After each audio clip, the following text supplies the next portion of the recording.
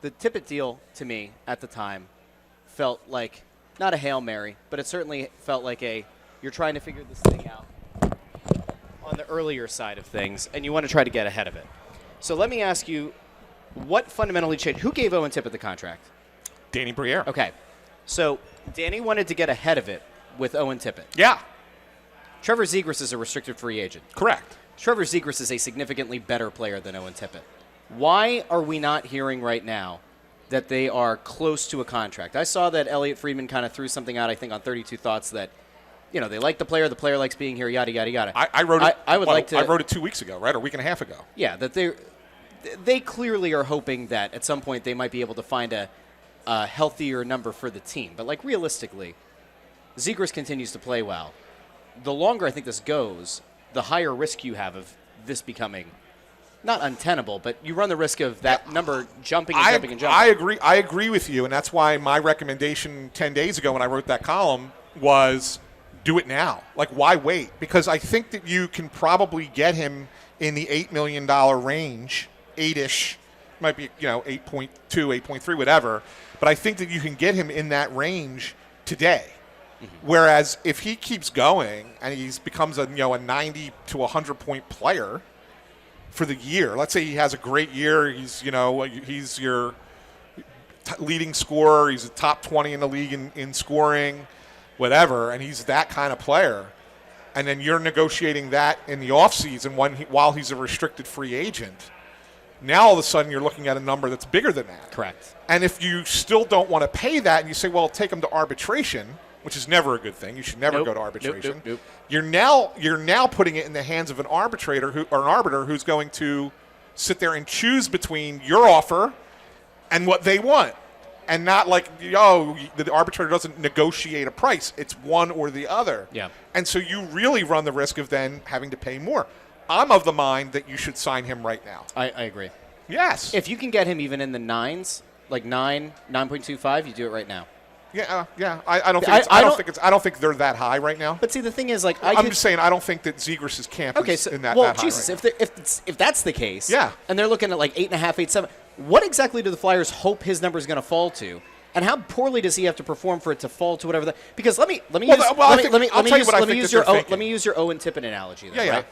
Owen Tippett's ceiling is here. Trevor Zegras, in theory, if he's a center, it's significantly higher. If he's a winger, we would probably agree Zegras could be a top-line player. If it's a wing, whatever. We think that he has a higher ceiling, right? Yeah. And age-wise and everything. I think there's a higher ceiling with Trevor Zegras. If you were willing a year ago or a year and a half ago to give Owen Tippett 6.25, and right now you cannot figure out a way to justify in your mind $2 million a year more for Trevor Zegras playing this way now, a guy that they've coveted for years, and they finally were able to bring it. How do you not find the way to make that $2 million gap and just say, you know what, cool, get it done? So is it term? Could it be term? No. What I think it is I think that they are looking at it and saying, you look at the fact that he's had what they've played 17 games so far, 16 like that, yeah. games, whatever it is, and it's been a good 16, 17 games, whatever it is, really 15. good 16, 17 games, 15 games, 8-5-2. 8-5-2. That's right. It feels like it's been more. It does feel like more. It's because we were there every night. That's right. So 15 games. It's been a good 15 games, right? But it's just 15 games. Yeah. And so you don't want to necessarily jump, and this is their thinking, not me. They're thinking, well, what if he reverts back to now that he's on the wing, he's not a center. Mm-hmm. We're seeing this. He's moved. He's pretty much exclusively a winger now. What if he reverts back to the player he was the last 2 years in Anaheim? And then you give him that big contract, and he's not as good as he's been these 15 games. Then are we 3 years from now, 2 years from now, cursing this contract, right? So I think that they want a little bit more of a sample, okay, before they decide, okay, we're willing to pay that much more money. Right now, they're comfortable. I think the Flyers right now would be comfortable in the mid-7s. Okay, and I think Zegras is asking for the mid-8s. So it's not that I think that they're far apart, but I don't think it's anything that's imminent either. I think that they want to give it a little bit more run. Wouldn't surprise me if it's closer to February that it would happen, and take an assessment, like a half-season assessment at that point. and then to make the determination. I don't think that they want him to kind of earn it, as opposed to, hey, you had a great month, let's pay you all this money, right? Okay. So I think that's what they're thinking. Would I sign him? I see enough in his game, and I've seen enough in the way he played in Anaheim prior to the last 2 seasons to know that he's a player that can be this on a consistent basis if he wants to, and therefore I would give him the money. And maybe I'm wrong. Maybe I would be wrong to do that, but I would personally pay him the money. You know what's kind of bananas is that he is almost 2 full years younger than Owen Tippett. I know. Yes. So, like, when you think about, like, does a guy have the ability to grow? Does a guy have the ability to mature? Can his game kind of fill out even more? To me, like that, 24. There's a lot of learning to do. There's a lot of leeway.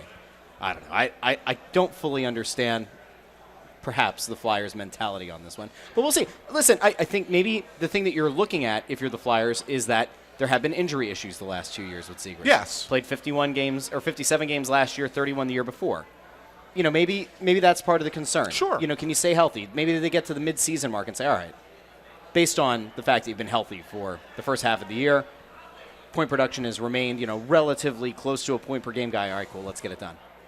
I mean, maybe there's some thought to that. Yeah. Maybe. Yeah, and as Tony Louis points out, although I don't think it's going to go this long, it's, you know, under the new CBA, 7 years is the new max, so you can't do 8 anymore. Yeah. So if he waits till July, you can only get 7 years. Okay.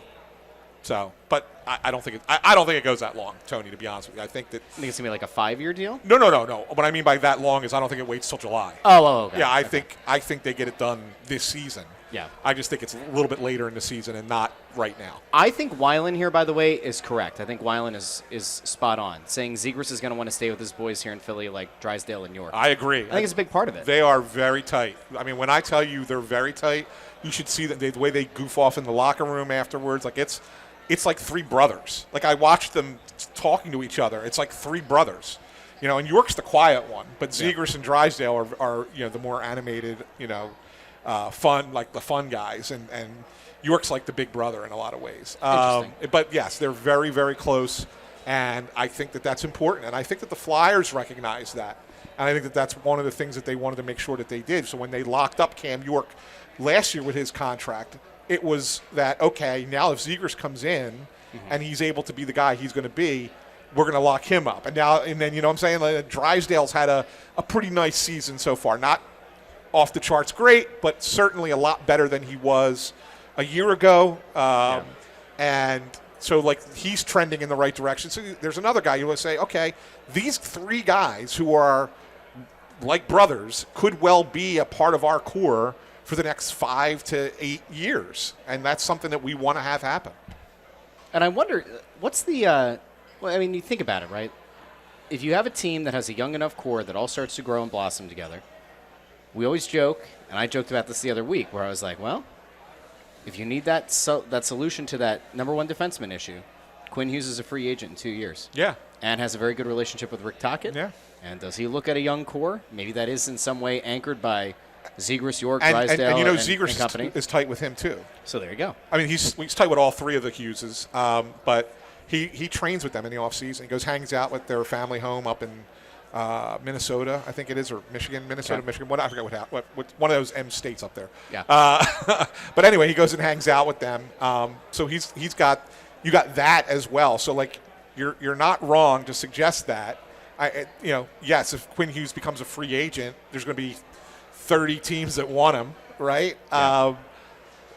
But that is certainly something that you look at and go, oh man, that would be an attractive thing for him to play with guys that he's tight with and friendly with on a team with a lot of young players locked up for a long time.